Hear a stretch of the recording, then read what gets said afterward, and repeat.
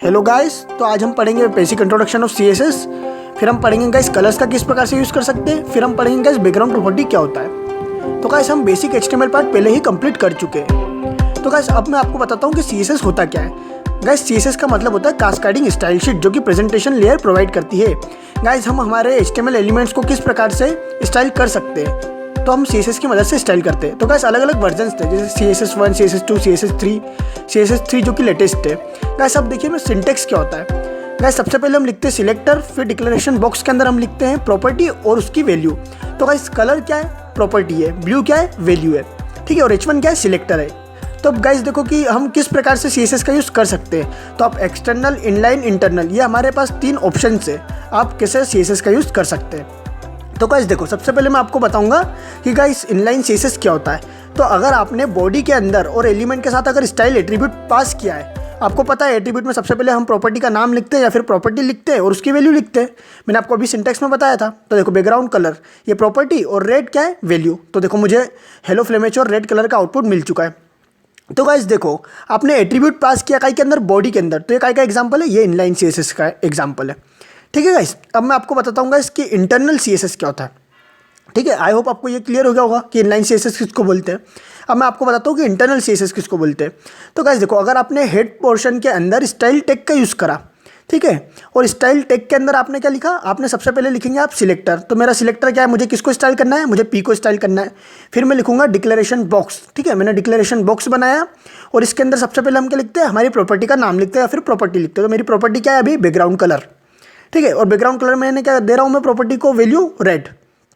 तो देखो जैसे मैंने रिफ्रेश करा मुझे आउटपुट मिल चुका है, ठीक है। तो आपने देखा कि इंटरनल सीएसएस क्या होता है, आपने इनलाइन सीएसएस भी देख लिया। अब मैं आपको बताता हूँ एक्सटर्नल सीएसएस क्या होता है। तो गाइस एक्सटर्नल सीएसएस के लिए मुझे एक एक्सटर्नल फाइल बनानी पड़ेगी, style.css। तो गाइस मैं फाइल बना लेता हूँ style.css।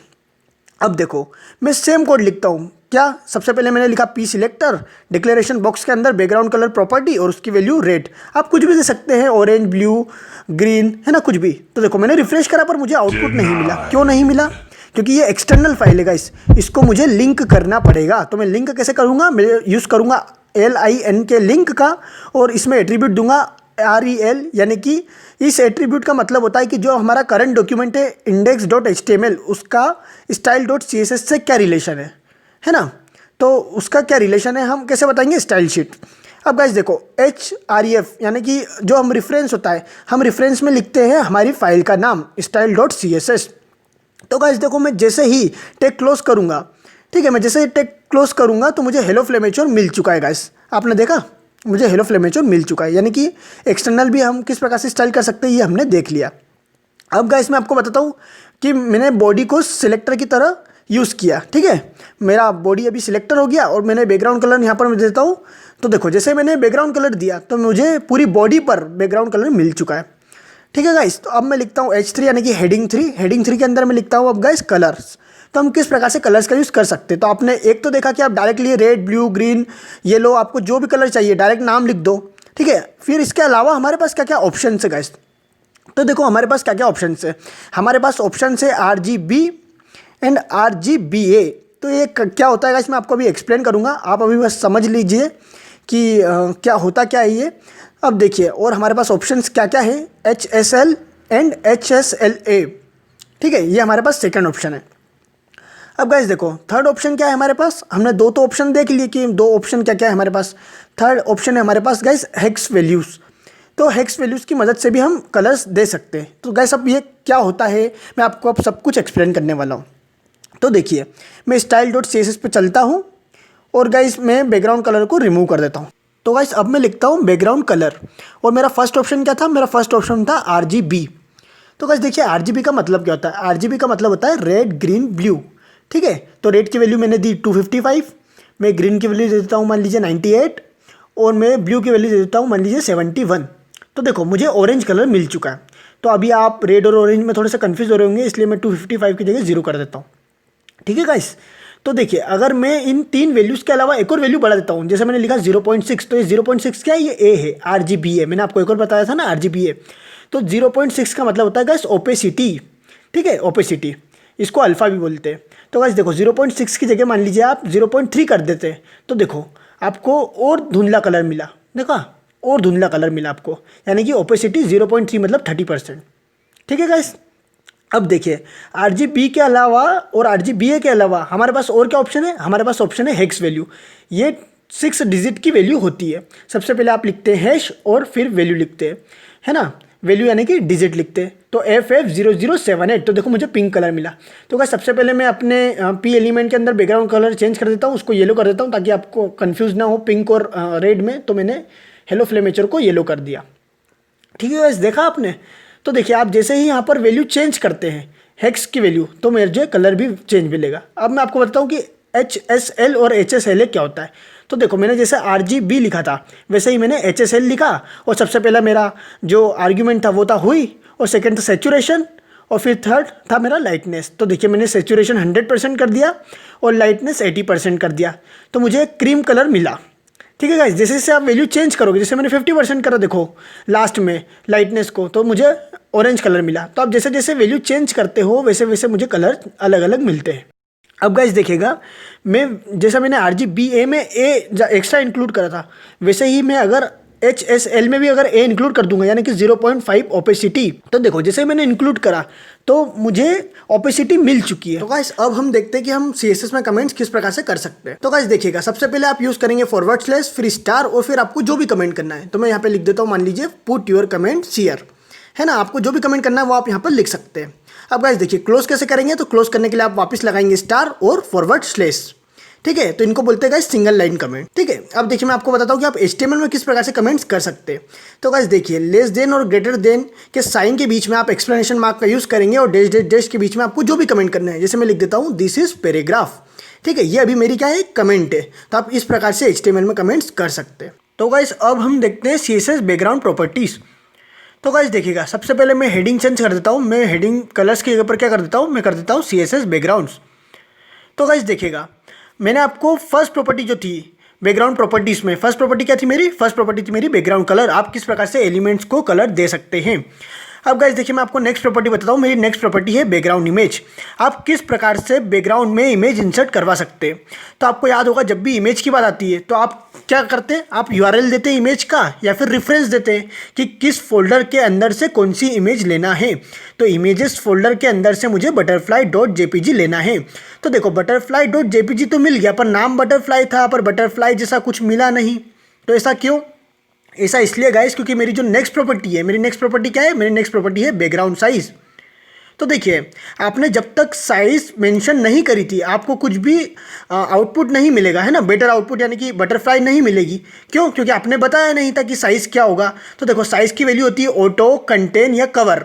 अब ये ऑटो, कंटेन, कवर क्या होता है। ऑटो मतलब तो ये कि वो खुद से कुछ भी साइज़ ले लेगा। ठीक है, अब कंटेन और कवर क्या होता है। तो देखो कंटेन में क्या होता है कि रेशो जो होता है ना वो मेंटेन होता है। आपकी इमेज जिस रेशो की होगी उस रेशो की छोटी छोटी इमेज मिलकर आपकी पूरी स्क्रीन को कवर कर लेगी। पर जब भी आप बैकग्राउंड साइज कवर करोगे तो इसका मतलब होता है कि ये बिल्कुल फिट रहेगी, हमारे पूरे ड्यू में बिल्कुल फिट रहेगी। देखो जैसे मैंने विंडो की साइज़ बड़ी करी तो देखो आपने कवर का यूज़ करा था, तो मेरी जो इमेज थी butterfly.jpg वो बिल्कुल फिट रही मेरे ड्यू में। ठीक है, अब देखो जैसे मैं कर देता हूँ यहाँ पर कंटेन। ठीक है, मैं क्या करता हूँ, मैं कर देता हूँ कंटेन। तो देखो आप छोटी छोटी इमेज यानी कि जो मेरा रेशो था इमेज का वो मेंटेन रहा, और छोटी छोटी इमेज ने मिलकर मेरे ड्यू को कवर किया। ठीक है, तो ये होता है कंटेन और कवर। ठीक है गाइस, मैं आपको अब नेक्स्ट प्रॉपर्टी बताता हूँ गाइस। मेरी नेक्स्ट प्रॉपर्टी है बैकग्राउंड रिपीट, यानी कि आप इमेज को किस डायरेक्शन में रिपीट करवाना चाहते हैं। तो देखो मैंने आपको यहाँ पर वैल्यूज़ दी है, अलग अलग वैल्यू, जैसे repeat, repeat x, repeat y, space, round, है ना। और मैंने आपको बताया भी है कि किस प्रकार से उसका मुझे आउटपुट मिलेगा। अब देखो मैं आपको बताता हूँ, जैसे मैं लिख देता हूँ मान लीजिए रिपीट एक्स। तो देखो एक्स डायरेक्शन में यानी कि हॉरिजॉन्टल डायरेक्शन में, एक्स डायरेक्शन में मेरी जो इमेज है butterfly.jpg वो रिपीट होगी। ठीक है, अब मान लीजिए मैं लिख देता हूँ रिपीट वाई, तो मेरी जो इमेज है वो वाई डायरेक्शन में यानी कि वर्टिकल डायरेक्शन में देखो रिपीट होगी। देखा आपने। ठीक है, तो मैंने आपको सारी वैल्यूज़ बताई है कि आपको अलग अलग वैल्यूज़ पर क्या क्या आउटपुट मिलेगा।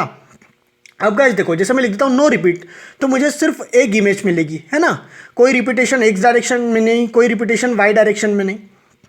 ठीक है गाइस, अब मैं आपको बताता हूँ नेक्स्ट प्रॉपर्टी है मेरी बैकग्राउंड पोजीशन। तो देखो आप फिर ध्यान से देखो इस इमेज को, मैंने अलग अलग पोजीशन पर आपको आउटपुट बताया है कि आप वैल्यू अलग अलग अगर इंसर्ट करेंगे तो आपको क्या क्या अलग अलग आउटपुट मिलेगा। तो गाइस देखिएगा, मैं आपको सब कुछ अब एक्सप्लेन करूँगा एग्जाम्पल के साथ। देखिए सबसे पहले मैं आपको क्या लिख के बताता हूँ, मैं आपको लिख के बताता हूँ राइट टॉप। तो देखो राइट साइड में मुझे टॉप में बटरफ्लाई डॉट जेपीजी मिलेगी। देखा आपने, क्यों? क्योंकि आपने राइट टॉप यूज़ करा था। अब गाइस देखो, मान लो आप राइट टॉप की जगह पर यूज़ करते हैं, मान लीजिए आप यूज़ करते हैं लेफ्ट टॉप, ठीक है, यानी कि लेफ्ट साइड में, यानी कि लेफ्ट हैंड साइड में आपको टॉप में कौन सी इमेज मिलेगी? आपको इमेज मिलेगी बटरफ्लाई डॉट जेपीजी। ठीक है गाइस, इसके अलावा भी आप यूज़ कर सकते हैं, मान लीजिए सेंटर, ठीक है, तो आपको सेंटर में इमेज मिलेगी। ठीक है, देखिए सेंटर में इमेज मिली मुझे। गाइस हमारी नेक्स्ट प्रॉपर्टी है बैकग्राउंड अटैचमेंट।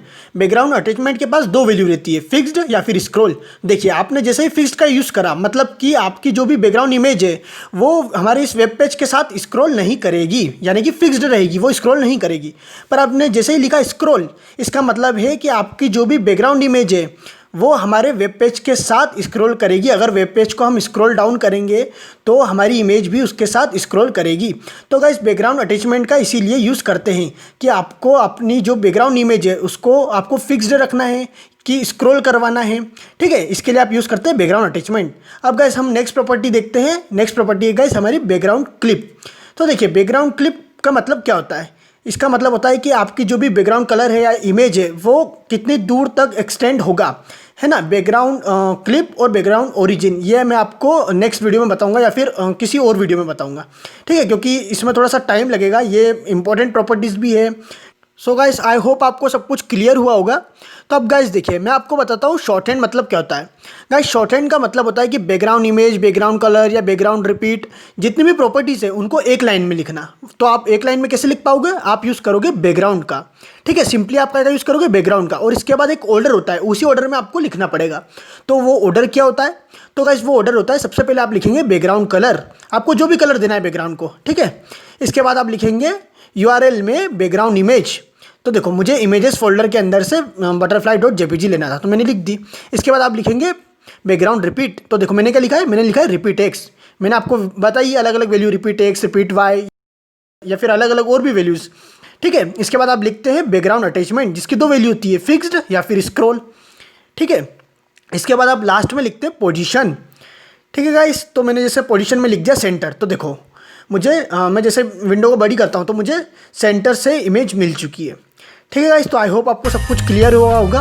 अगर आपको वीडियो पसंद आया हो तो प्लीज़ लाइक करें, सब्सक्राइब करें, शेयर करें। Thank you guys, thank you very much.